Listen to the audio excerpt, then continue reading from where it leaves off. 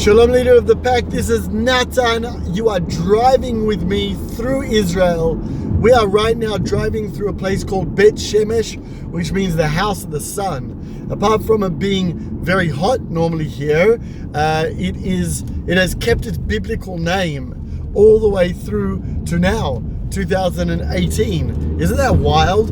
What happened here is many biblical things, but maybe most interesting, the tabernacle was brought through here, through Bet Shemesh. Depending on how long the video is, we'll be driving through where David fought Goliath, where the leader of the pack learned Krav Maga, knife defenses and a whole lot of things. And then I'm going to be going up a valley where the Maccabees fought the Greeks in the times of the temple. So that's not what I wanted to talk about. This video is not polished. You're literally driving with me. I'm going to try not to look at you too much so that I can look at the road. But I've been driving for about 6 hours today. I went up north to Tzfat to visit my father and to do some King's Ransom work. King's Ransom is the charity that I work for, that I'm the director for, that we provide for widows and orphans. Anyway, that's a side point. So I didn't want to just spend more time driving. It's time to actually teach something and learn something together. Let's do something with our time. So what I wanted to talk to you about is choice that creates excuses. Choice that creates excuses. If you take a look back at biblical times, the times where things were more real than they've ever been, right? There were far less choices that people had in life.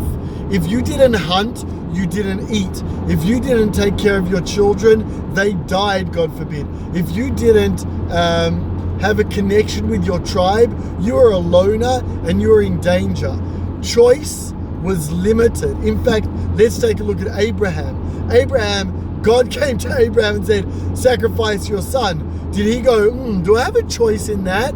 No, he didn't. Even Moses, who fought back when God said, I want you to save the Israelites, in the end, he realized he didn't have a choice. See, the thing that choice does, it gives us excuses. If I can choose to be the man or not be the man, it then gives me an excuse not to be the man. If I have if I have a choice to go to work or not, to make a living, to provide for my family, well, I have a choice because you know what? If I don't really want to go to work, I can go on the dole or on, I don't know what you guys call it, where the government pays for you. Yeah, you're not going to make as much as maybe you would working in a factory or owning your own business or being a garbage man or doing something respectful like that. But still, you'll be provided for because Social Security or whatever it's called allows you to have that choice and therefore make the excuse, well, now I'm getting my Social Security check. I don't need to go out and do what I need to do. I don't need to go out and act. In fact, I was speaking to a few of my clients the other day, female clients, and I said to them, any of you that are my clients understand that I shoot very straight.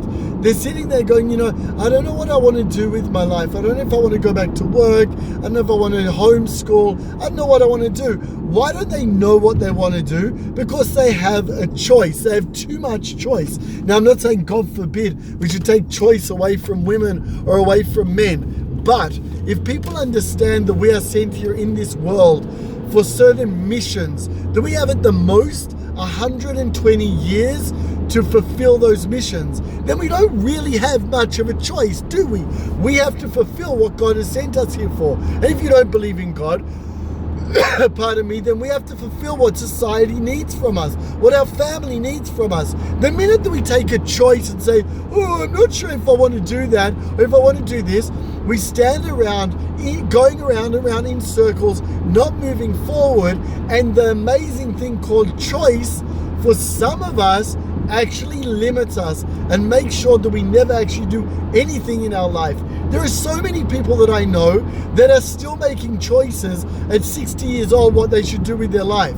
I have people I'm very close to who are in their 40s who are still trying to make the choice if they should get married or not. Now, I'm not blaming people who haven't been able to get married yet, or been able to have children yet. I'm talking about people who are making choices to not make a choice, who have so much luxury in their life that it doesn't really matter if they step forward and take that choice or not. All that creates is excuse. Men, leaders of the pack, we don't have a choice. God has created us as men in his image. That means he trusts us and he imbues abilities in us to stand up and do what we are meant to do, to make those choices without going round and round in circles for days, months, and years going, I'm not sure what I should do. I challenge you, if you're trying to make a choice, how about you step forward and just do it? Let's see what happens. If it's right, it's right. If it's not right, it wasn't right, and you then learn from that choice, you'll pivot and make a different choice the next time. But if we sit on our bums, excuse me saying so, and do nothing, do not choose, do not move forward, we are going to have children who can't get out of bed, wives that have no leaders in their life and don't know what they should do with their life, and we're going to die, get up to heaven, and God's going to go, so what did you achieve? And we'll say, well, I spent my life making excuses about the choices that I had. So, gentlemen, God gave us free choice for a reason. It's not to sit around and not make the choice. It's so that we have the ability and the understanding that we can make the choice and that we have to make the choice here and now. That doesn't mean don't wise yourself up, don't go and get wisdom, don't research before making that choice. But gents, stop using excuses that are stopping you from making choices and moving forward. Leaders of the pack are charged to stand up, lead, and protect. God bless you all.